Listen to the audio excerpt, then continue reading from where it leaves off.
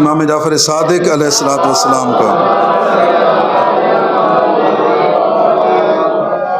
اصول کافی کے اندر یہ روایت موجود ہے کہ مولا صادق علیہ السلام سے پوچھا گیا ای الاعمال افضل، مولا یہ فرمائیں کہ کون سے اعمال ہیں جو سب سے زیادہ فضیلت رکھتے ہیں؟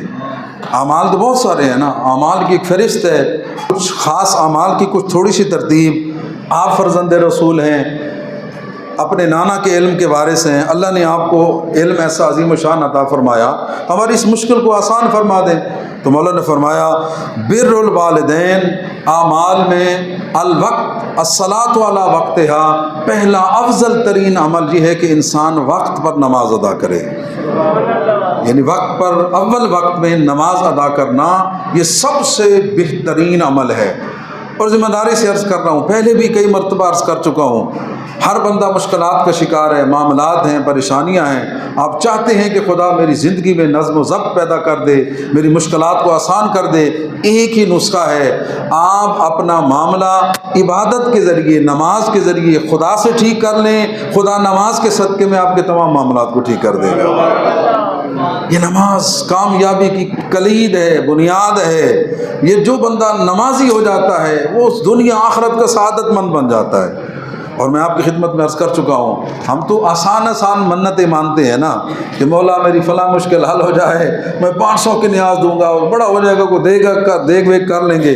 کوشش کریں کہ منت جو ہے وہ پریکٹیکلی ماننے کی کوشش کریں۔ وَاسْتَعِینُوا بِالصَّبْرِ وَالصَّلَاةِ، اللہ قرآن میں کہتا ہے کہ اللہ سے مدد مانگنا چاہتے ہو نا، نماز کے ذریعے مدد طلب کرو کہ پروردگار میری مشکل آسان ہو جائے، میں 14 معصومین کی نیاز 20 رکعت نفل پڑھوں گا، 50 رکعت پڑھوں گا، 100 رکعت نفل پڑھوں گا، 2 رکعت چلے 50-100 مشکل ہے، 2 رکعت ہی پڑھ دوں گا، بآواز بلند صلوات پڑھ دیں، اللہم صلی علی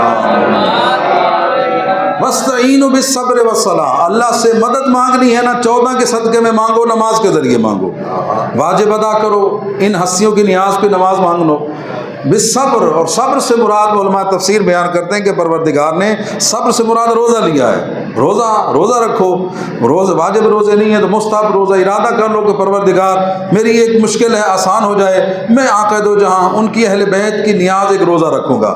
اور یہ روزہ رکھنا ہے یہ میں اپنی طرف سے نہیں کہہ رہا، بلکہ سورہ دہر کی شان نزول کے بارے میں یہ روایتیں ملتی ہیں کہ مولا حسن اور حسین علیہ السلام مریض ہو گئے، جب مریض ہو گئے ٹھیک نہیں ہو رہے تھے۔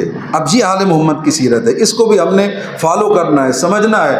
تو نبی پاک نے کیا فرمایا؟ پروردگار میرے نواسے حسن حسین جو میرے دل کے چین ہیں یہ ٹھیک ہو جائیں، میں رحمت دو جہاں 3 دن تک تیری رضا کے لیے روزے رکھوں گا۔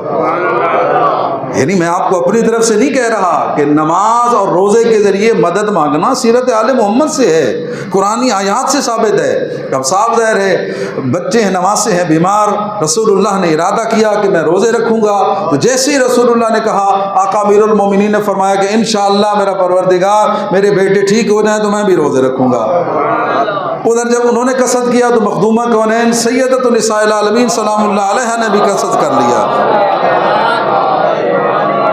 پروردگار میرے بیٹے ٹھیک ہو جائیں میں بھی روزے رکھوں گی۔ پھر خود حسنین شریفین نے بھی ارادہ کر لیا۔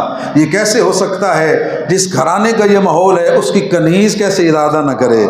تو بی بی فضہ نے بھی ارادہ کر لیا کہ میں بھی روزے رکھوں گی، حسنین شریفین ٹھیک ہو گئے، رسول اللہ نے روزہ رکھا، یعنی پنجتن پاک نے روزہ رکھا، ان کی کنیز نے روزہ رکھا۔ وہ آزماتا ہے، دے کر بھی نہ دے کر بھی آزماتا ہے۔ وَيُطْعِمُونَ الطَّعَامَ عَلَىٰ حُبِّهِ مِسْكِينًا وَيَتِيمًا وَأَسِيرًا، پہلے دن روزہ رکھا، وقت افطار ہے، نوالا توڑ کر کھانا چاہتے ہیں، دروازے پر دستک کوئی کون؟ میں مسکین ہوں، اہل بیت کے دروازے پر جو ہے وہ کھانے کے لیے کچھ طلب کرنے آیا ہوں۔ توجہ فرمائیں مومنین کرام، آل محمد کی سیرت کو عملاً سمجھیں گے، آپ کے اندر بہادری پیدا ہوگی، شجاعت پیدا ہوگی، سخاوت پیدا ہوگی، دوسروں کی مدد کرنے کا جذبہ پیدا ہوگا۔ انسان کو انسان بناتی ہے آل محمد کی محبت۔ اور واقعاً اگر انسان کمال کے درجے تک پہنچنا چاہتا ہے، قرآن اہل بیت کی تعلیمات کو جتنا سمجھ کر عمل کرے گا اتنا سعادت مند بنے گا۔ ذرا تصور فرمائیں، پورا گھرانہ روزے سے ہے، دروازے پر دستک ہوتی ہے، وَيُطْعِمُونَ الطَّعَامَ عَلَىٰ حُبِّهِ مِسْكِينًا، کون؟ میں مسکین ہوں، در آل محمد پر سائل بن کر آیا ہوں۔ چاہیے تو یہ تھا کوئی آدھی روٹی دے دیتے، ایک آدھ روٹی دے دیتے، نہیں، یہ ہے کریم ابن کریم گھرانہ۔ یہ ہیں سخی ابن سخی اہل بیت، جیسے رسول اللہ نے دی مولا علی نے بھی دے دی، یعنی مانگنے ایک آیا تھا، سارے گھر کا دسترخوان اس کے حوالے کر دیا گیا۔ سبحان اللہ، سارا کھانا اٹھا کر اسے دے دیا گیا، نمک اور پانی سے روزہ افطار کیا، اسی طرح رکھا۔ اگلے دن پھر یعنی آپ دیکھیں، اب دوسرا دن ہے اور فاقہ ہے، دوسرے دن پھر روزہ ہے اور پھر بغیر کھانے پینے کے روزہ رکھا گیا ہے۔ وقت افطار آتا ہے، خدا پھر امتحان لیتا ہے۔ ہمیں سمجھانا یہ چاہتا ہے کہ جو میرے پیارے ہوتے ہیں ان کا امتحان لیا جاتا ہے، اور امتحان درجات کو بلند کرنے کا ذریعہ بنتا ہے۔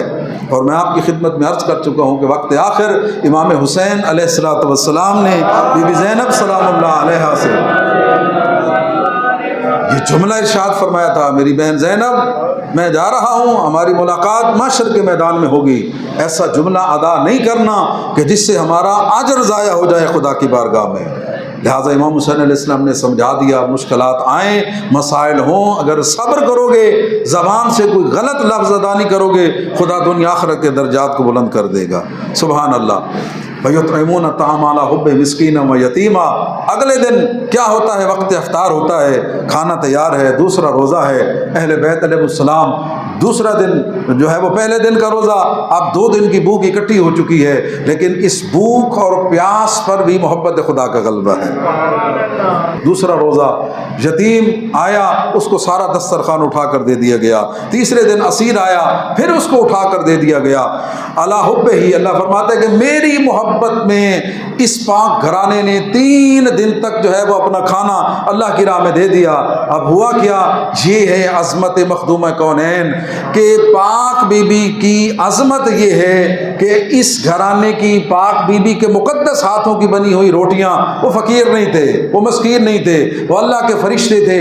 اللہ بتانا چاہتا تھا یہ دنیا کو، یہ وہ گھرانہ ہے کہ جو سب کچھ قربان کر کے میری محبت کا خیال رکھتا ہے۔ اب اللہ نے کیا کیا کہ 3 روٹیاں آل محمد نے دی تھی، روز 30 بھی کہہ دیں، مختصر روٹیاں بھی کہہ دیں، لیکن پروردگار نے کیا کیا؟ پورا سورہ دہر اس گھرانے کی شان میں نازل کر دیا۔ یہ عظمت ہے آل محمد کی۔ بآواز بلند صلوات پڑھ دیں، اللہم صلی علی محمد و آل محمد۔ مولا صادق سے پوچھا گیا ای الاعمال افضل، مولا افضل ترین اعمال کیا ہیں؟ تو آپ نے فرمایا الصلاۃ علی وقتها، افضل ترین عمل یہ ہے کہ جب بھی وقت نماز ہو جائے اپنی تمام مصروفیات کو ترک کر کے اول وقت میں نماز ادا کریں۔ 10 محرم کا دن، کربلا کا میدان، مولا کا ایک صحابی بار بار آسمان کی طرف دیکھ کر کہتا ہے مولا وقت زوال ہو گیا ہے، جی چاہتا ہے زندگی کی آخری نماز آپ کی ابتدا میں ادا کریں۔ اور سبحان اللہ، مولا کے کیا الفاظ ہیں، مولا نے کیا جملہ ارشاد فرمایا؟ مولا نے فرمایا جعلک اللہ من المصلین، اے ابو ثمامہ سیداوی تو نے مشکل وقت میں کتنی عظیم عبادت کی طرف یاد کرایا، اللہ تجھے قیامت کے دن نمازیوں میں اٹھائے۔ میرے دوستو بزرگوں، مولا حسین کے عاشقوں، یہ نمازی ہونا یہ بہت بڑا اعزاز ہے۔ یعنی مولا حسین کا جو ساتھی ہے، کربلا کا جو شہید ہے، جو کربلا کا زوار ہے، اس کا کتنا مقام ہے، تو جو کربلا میں مولا حسین کا ساتھی ہے اس کا مقام کتنا بلند ہوگا۔ تو مولا حسین کیا دعا کر رہے ہیں؟ اللہ تجھے نمازیوں میں اٹھائے تو نماز اول وقت میں ادا کرنا۔ مولا صادق فرماتے ہیں کہ یہ افضل ترین عمل ہے۔ اچھا مولا دوسرا عمل کیا ہے؟ مولا فرماتے ہیں بر الوالدین، اپنے ماں باپ کے ساتھ نیک سلوک کرو، اچھا سلوک کرو۔ یہ نماز واجب کے بعد سب سے بڑی نیکی ہے اگر ماں باپ کے ساتھ حسن سلوک کرو گے۔ پیسہ دیا ہے خدا نے، ماں باپ پر خرچ کرو۔